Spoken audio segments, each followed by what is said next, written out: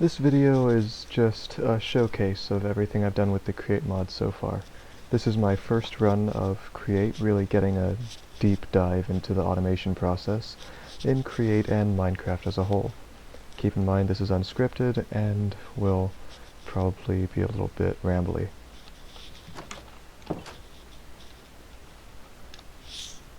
Create relies on automation. The first chapter only has 4 materials you gotta automate to combine in different ways and make the andesite machine and kinetic mechanism. The first is a wood farm. Seems simple enough, even in vanilla, but I don't know anything about automation, so I made this. It's simple enough, a single sapling with the saw in front of it, that as soon as it grows, the saw cuts down the tree, and all the drops fall into this giant water bit here, and into a single hopper. The fan here is to pull any drops that fall on that one dirt block, and there is a backpack with a magnet upgrade right here, to pick up anything that falls behind the saw. Right here is a deployer that plants a new sapling once the old one's cut down. The drops are then sent through this system, just a couple of hoppers and chutes, where they are sorted up this belt system here. The first drawer here is a locked oak sapling drawer that feeds the deployer, and is downgraded to hold only 1 stack of oak saplings, because I've got a real good use for the rest of them. They're combined with the stick drawer and sent to Chapter 2 to be used as fuel. The apples here are produced so slowly that I don't see any reason to do anything with the drawer.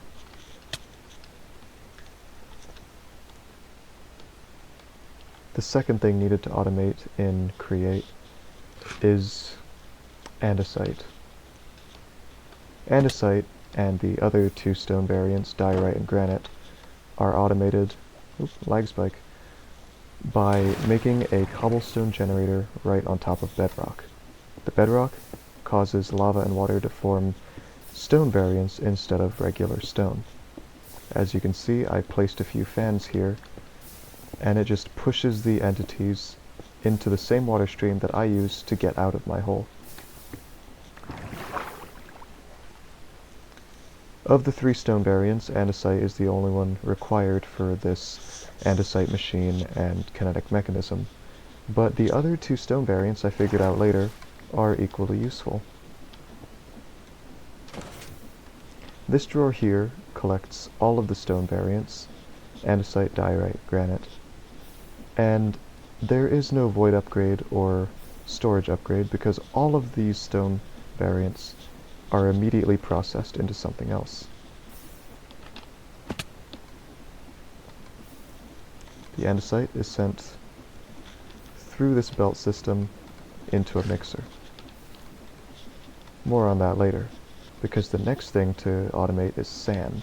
Now, Create recommends that you automate sand by making a sieve or sifting sand from gravel.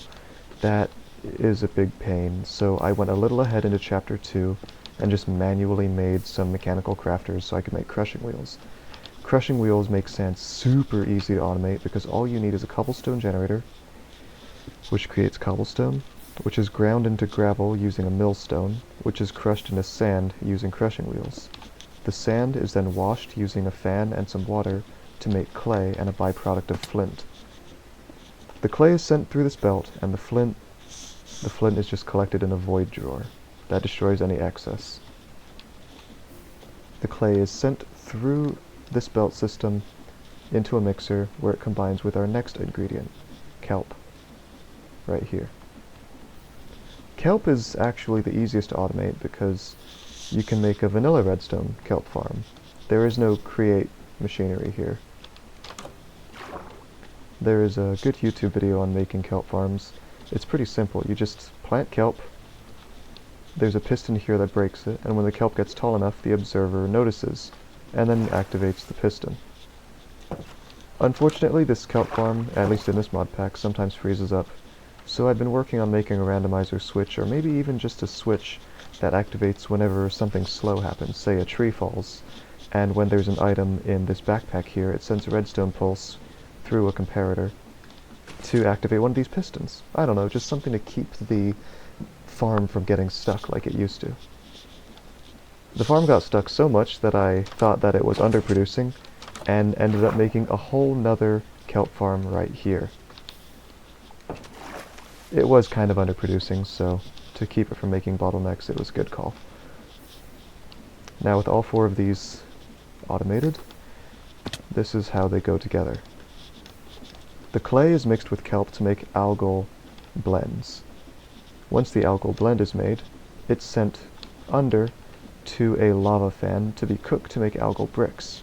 Finally, the algal brick is mixed with andesite right here to make the andesite alloys. Once the andesite alloys are made, they're sent up by a water stream to this drawer right up here, which directs it via belt up to the deployers. To make a kinetic mechanism, you need the wood from the first part, cut repeatedly into slabs. The slabs are then deployed andesite alloys onto to make incomplete kinetic mechanisms, and finally completed using a saw. I put a bunch of saws in here. It shouldn't run out for a while, at least until I get an unbreakable saw. The kinetic mechanisms are then put in this drawer. Any products that aren't kinetic mechanisms, say an incomplete mechanism, continues along this belt and is deposited into this chest. Since the chest is empty, the farm is working properly. Now, there are a lot of these brass funnels I added after the farm was completed. These brass funnels lead to different places, some to Chapter 2, some just to my own projects. As for clay, when this backlog is full, the remaining clay is sent along this belt to be cooked into bricks, right here.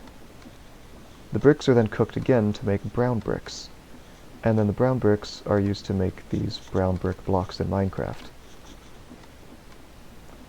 It's just a fun building material that I think looks nice. But the other things, like andesite, when this andesite backlog is full, and it usually is, which is a good thing, the remaining andesite is sent down here and ground into stone. The stone is then ground into gravel, and the gravel is then washed, using a fan and water, to create iron and a byproduct of the flint. The flint is garbage, I just keep it here in case I need it, and the iron is sent along this belt to a machine in Chapter 2. More on that later.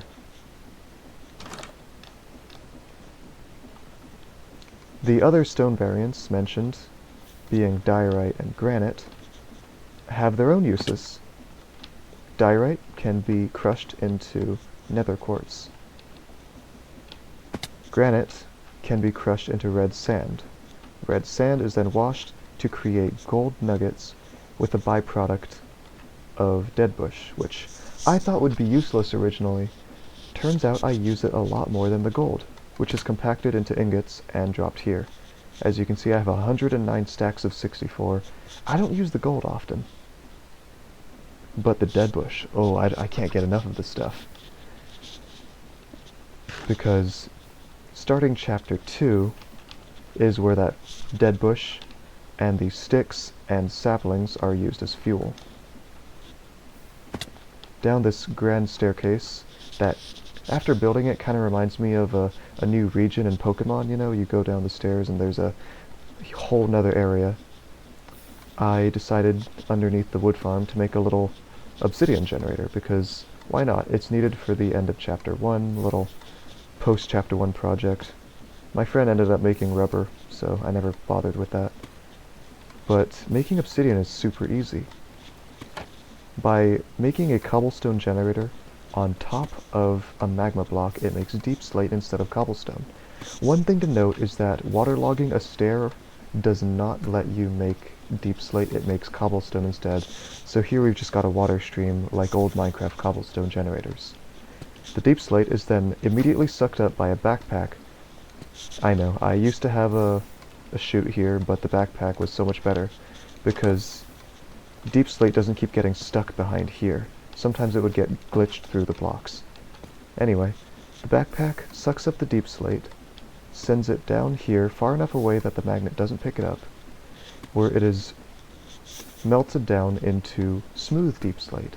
The smooth deep slate is picked up by this funnel, pushed out through that funnel immediately after by another fan, and then this fan uses the same lava, I'm very proud of that design, to melt the smooth deep slate into magma. The magma is then dropped into a water wash where it's turned into obsidian. Since it's getting dark, I can show my awesome house. My other house, that is.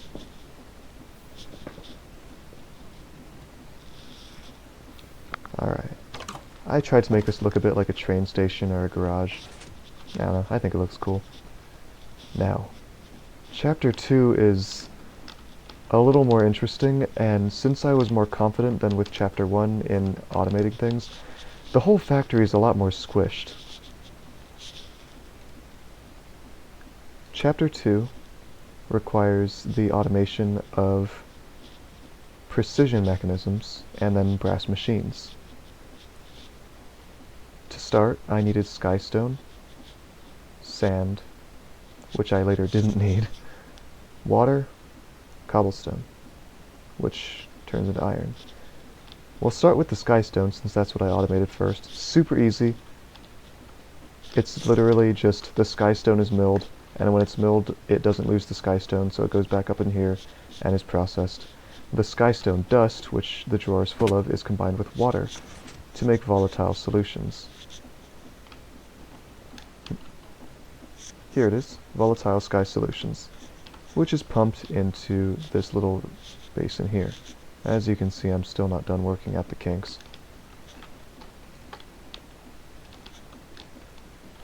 The second thing I automated was Certus quartz.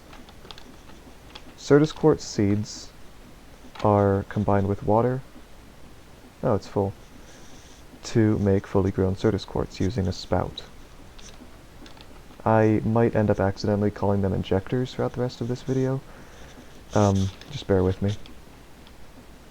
The spout injects water, turns it into a fully grown Certus quartz, which is then used for two things. Part of it is turned back into Certus quartz seeds to be regrown. The other part is sent down here into a charger. The charger requires this weird thing from Thermal Series. I use a Stirling dynamo, which turns fuel, burnables basically, like coal or blaze powder.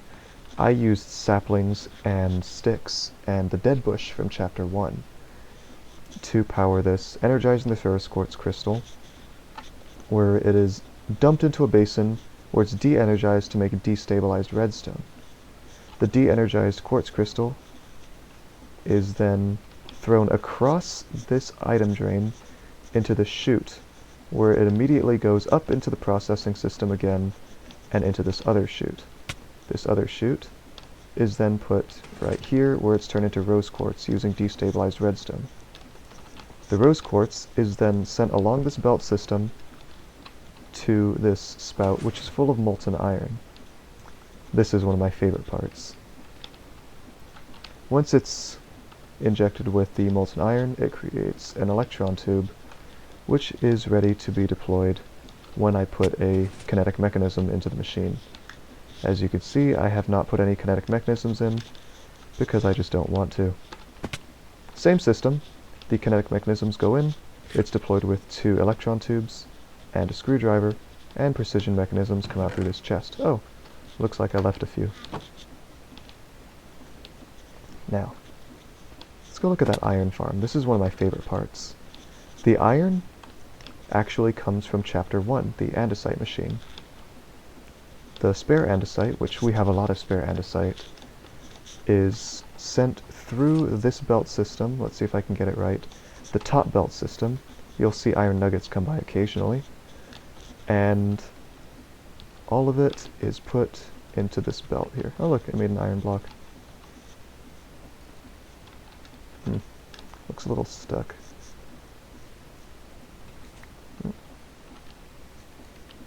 Oh well. The iron nuggets are then melted using this little bamboo farm I have here. Right up there is a bamboo farm.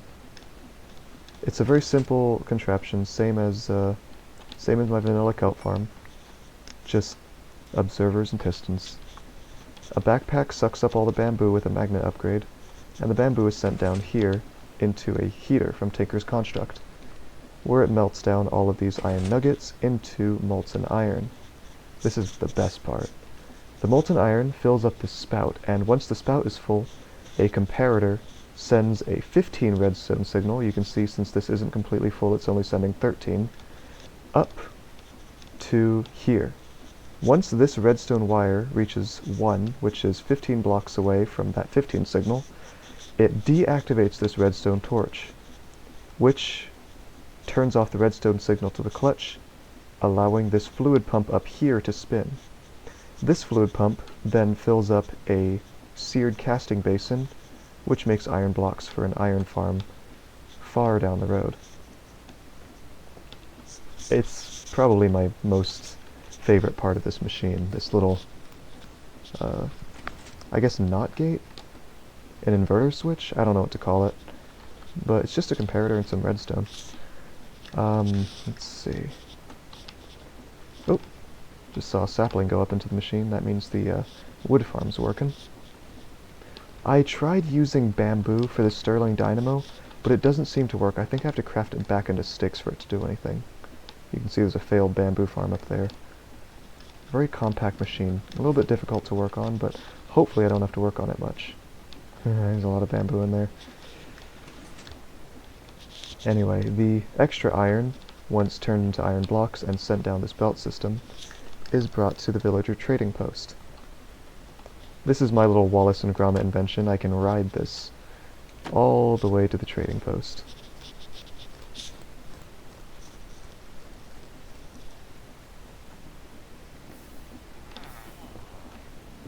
This is where all the iron goes, and before I did all this, there was actually an iron farm already in effect. I made a cobblestone generator, and my friend helped me set it up to be an iron farm by milling it, and, well, you know the rest. The byproduct flint is kept in this drawer, and any extra, this is fun, there's no void upgrade here. Anything extra, or things that aren't flint or iron, are sent down the belt into a little bit of lava down here. It's behind this block. The iron is used to trade with villagers,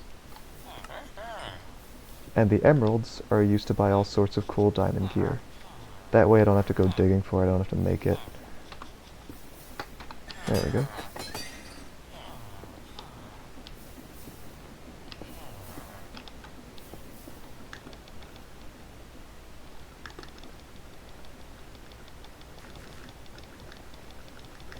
I should really put a backwards belt here so I can ride the rails in the opposite direction, but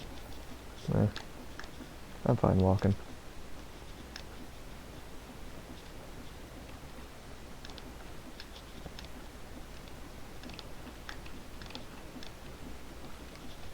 Up here is a little fun part.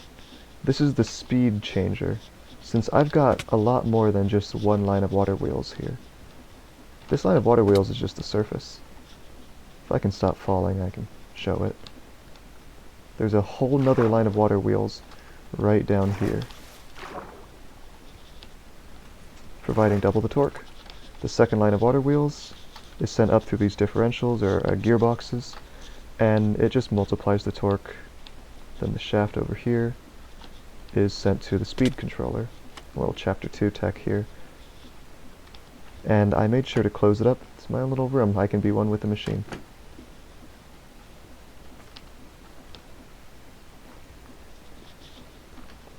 Since I pretty much got chapter 2 automated, I flattened out this chunk over here. It's a 3x3 chunk, so I could start chapter 3, which is this. Bit of a mess. I'm looking forward to it though. And then I realized that I can't force load any more chunks. So I guess this will just be my courtyard, and I'll start building machines on top of these machines. Oh, Figure I'll show my awesome smeltery while I'm at it. My friend Noah says that this building looks a bit like Duvenschmerch's Evil Incorporated because of the weird open area there. I can't get it out of my head now. It totally does look like it. This is a very simple smelter. Up there is an automatic bamboo farm that just uses the same vanilla concept, just observers and pistons. This is decorative. These are campfires inside of pillars made of stone bricks. All the bamboo is picked up through this upgraded magnet backpack and sent into a drawer with 2 funnels to equally spread out the bamboo. The 2 bamboo lines are sent down into an alloy machine, and one of them is sent to just a separate little smelter. Over here you put your ores. I wonder if I have any. Not right now. Where they are crushed between crushing wheels to make a little bit more drops, and then sent into the melter. The fuel, you can see there's bamboo stuck in these and a bunch of bamboo in the hopper, is used right here with the heater to melt it, and then cast it. Sometimes there's a little extra fluid in here, which is why I have this clutch here and a mechanical pump. So anytime there's extra fluid in here, I just turn on the pump for a couple seconds, it dumps all the fluid out, basically making it nothing, and I get just the ingots, nothing I don't need. It's really great. Let's keep all the mobs from spawning.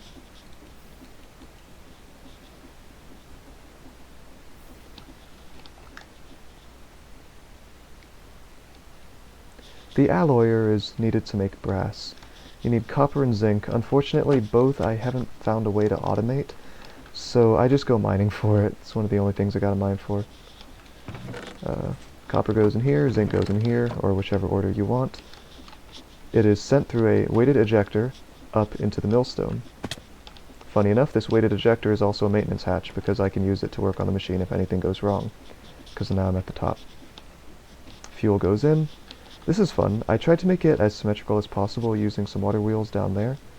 So aside from this line, it should all be pretty much symmetrical. I'm using the gear to turn the mechanical mixer, and then the mechanical mixer is actually turning these millstones.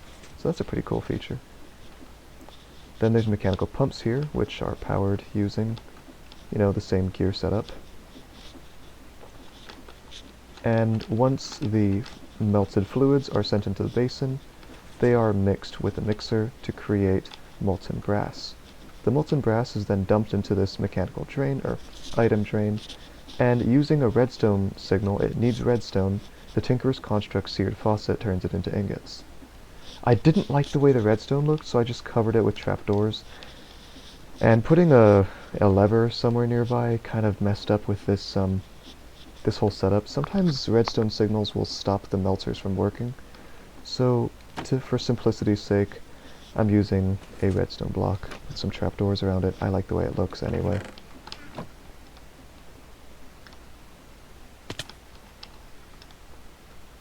It's all a really cool system, and I'm super excited to see what I can do next.